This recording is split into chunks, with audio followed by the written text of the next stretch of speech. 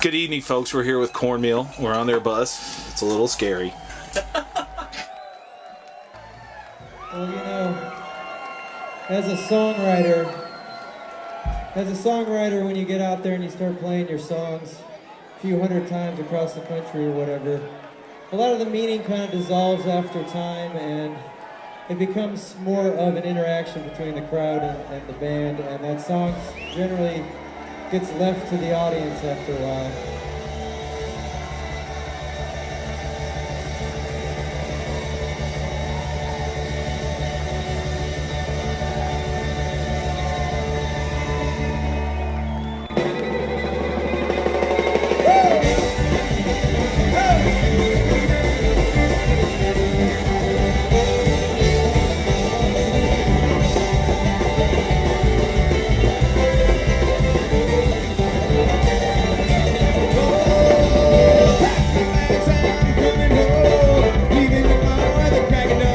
It's a long, hard road. Well, you got your mind on mine. Been trying to break me since a kid in the time, 'cause it's a long, hard road.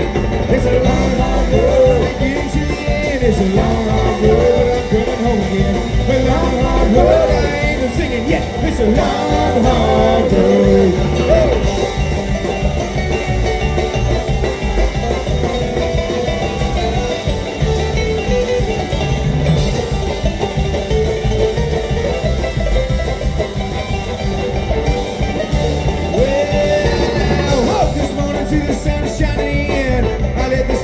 According to the end, 'cause it's a long, hard road. Well, you walk your line, 'cause I walk mine. Been trying to break us since a kid in the town, 'cause it's a long, hard road.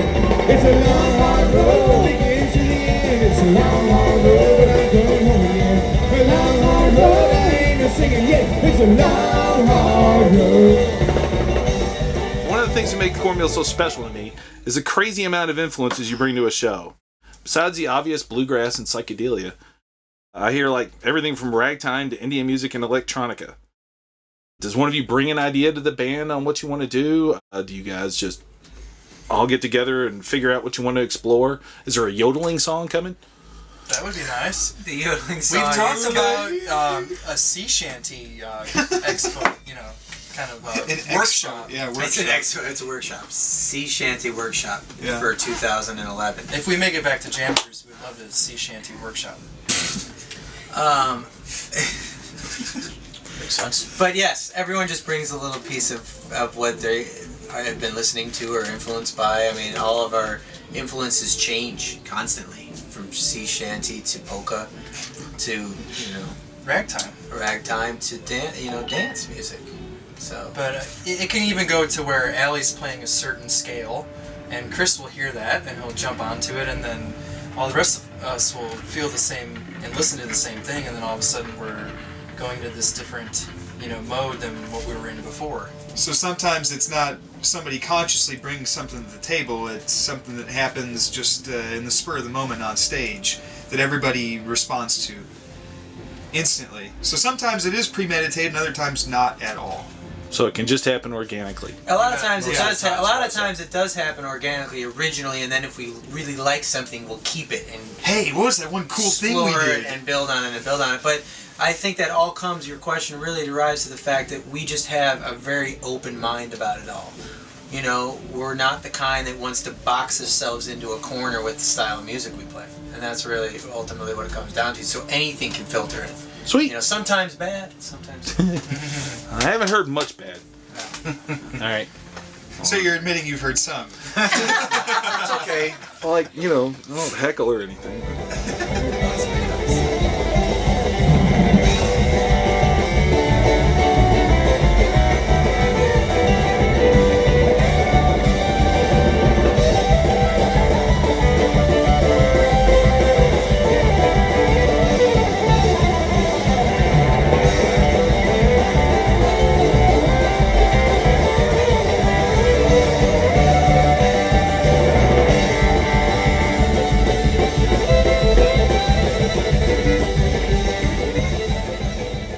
Black Smoke Rising is an indictment of the continuing use of coal and the destructive effect it has on the environment through its mining and just its release of the carbons and such. What made you decide to tackle this? Well, I grew up in Northwest Indiana, surrounded by coal-fired power plants, steel mills, oil refineries, chemical plants, and the like. It's one of the every year it ranks as one of the top 10 worst counties in the United States as far as air quality. And our father actually passed away from cancer that we believe was contracted at least in part from the environment in which he lived his entire life. You were inspired in Rollinsville, in Colorado, Rollinsville, seeing those Colorado. coal cars come out of the mountain. Actually, it all contributes. My memory of it, and God knows if that's right, but my memory of it was sitting at the railroad tracks there on Kennedy Avenue at Main Street there and being stopped by a coal carrying train and just being stuck at a stupid railroad crossing and me sitting there for 15 minutes and saying, God, this is stupid. Why am I sitting here at this railroad crossing just so that we can burn a bunch of coal? Like, what are we, a bunch of cavemen? You know, I mean, I don't know, maybe I came back off the bus one day and I was a little frustrated and irritated or something. I don't know why That would never be. happens. But, you know, I got out there at this stupid intersection stuck by a stupid train and I said, this is all stupid. You know, really, the whole idea of it, the whole concept of just taking something that we dug up out of the earth and burning it so that we can have light, to me is kind of silly.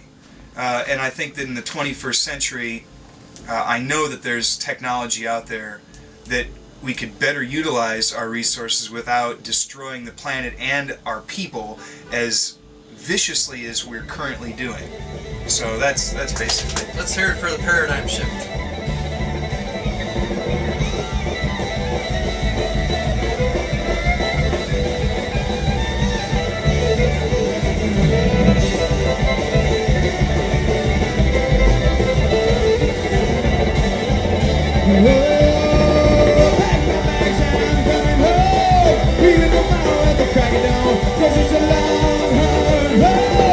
It's a long, hard road to get to the end. It's a long, hard road. I'm coming home again. A long, hard road. I ain't been singing yet. It's a long, hard road.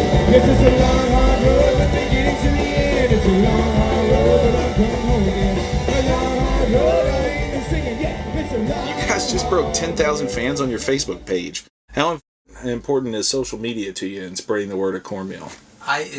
These days it's the only way to spread the word on cornmeal, I think, especially when you're an independent band and you really rely heavily on your fans. It is the greatest way to connect, using social media to actually, it's great. All of us get to know a lot of our fans through these media outlets where, 10 years ago, you wouldn't know who your fans were coming up unless you personally were able to go out to every single show and shake the hands of every single person that ever came up. And this is a great way to connect with people in a very intimate level, with on your own time, basically. And it's wonderful.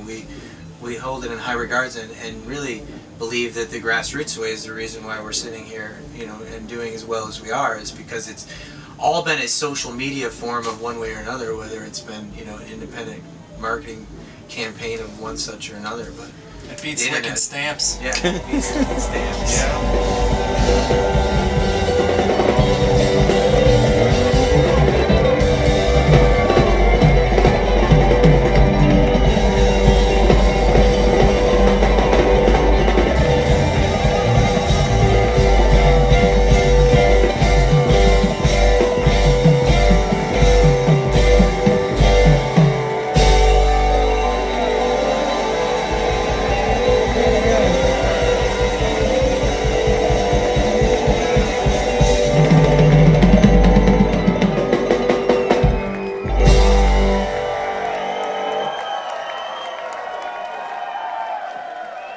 You guys are rising superstars. So have you given any thought to the post-breakup, where are they now careers you're going to have? Is anybody going to own an ostrich farm or be a serial killer? I'd be the farmer. Allie has some land out in Elko, Nevada. Don't tell anyone. She's going to retire there. Now, is that for ostrich or serial killing? All I right. think a little bit of Yes. both. All right. Just In her serial killing of case, it's ostriches. probably a little bit of both. I'm just gonna knit. There you go. Knit on her farm in Elko. Yeah. That sounds fine. I think that sounds pretty good. Air I think we'll conditioning. all probably join you and we'll all be stuck with each other for life is what's going to I happen. don't know. I think I'm going to follow the advice of this guy I met down in Florida last time we were there. He's reached retirement age and he's quitting his job and moving with his wife down to Nicaragua. And he's like he's just a step up above like beginner guitar player. But he's a singer and he likes his old country songs. He says, I'm going to go retire down to Nicaragua and become a troubadour and play guitar. And I figure since it doesn't cost much to live down there, I could probably live forever and not ever have to worry about a thing. And I was like, damn, that sounds like a good idea. Maybe I should do that now. Do you guys have any running feuds or practical joke wars going with other bands? Do you break onto Moe's bus and short sheet their beds or steal Yonder's Skittles? Now, Yonder actually steals Skittles from bands, so... That's why by we the don't way, carry Skittles with I us. would- Have you ever noticed? Yeah.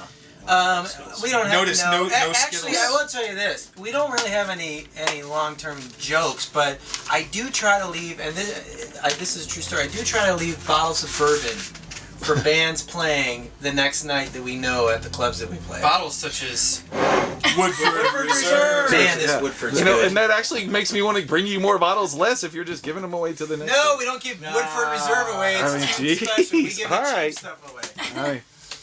So yeah, we've left bottles for Railroad Earth, for Trampled by Turtles, for Green Green Sky, Bluegrass, for numerous bands throughout the country. It's a fine way of welcoming them into a city after a long So time. we were at Swanee and I'm on stage and Dave Simonette brings a gigantic bottle of bourbon to me on stage because the last place that we were at, we left a bottle for him and his band. and it comes back.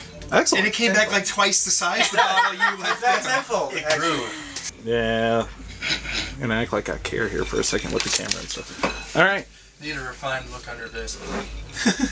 And this is all gonna get chopped up, so don't worry That's about it. That is your refined look, dude. Totally, because that's scary. Good, man. Is there anything I should have asked you but didn't? Because I'm like just too lazy to look all this stuff up. Do we have a hooker in the trunk? Jeez, that came out pretty easy. It's, No. well, okay. Do you have a dead hooker in the trunk? I don't have a trunk. We don't have a If trunk. we do, it should Okay. be there. Instead, we just put her in the engine compartment. Okay. Grind her up Help. and in the fuel tank. Gonna start walking backwards slowly now. Anyways, hey, you brought it up. No, I didn't bring up the dead last hooker. interview, That came you out. said that you brought it up. Anyways, is there any question you asked that you should? No, is there anything I should have asked but didn't? Because I just don't know you well enough, or there's just some kind of No, I think you. No, I think You you have some covered a lot kind of good stuff. All right.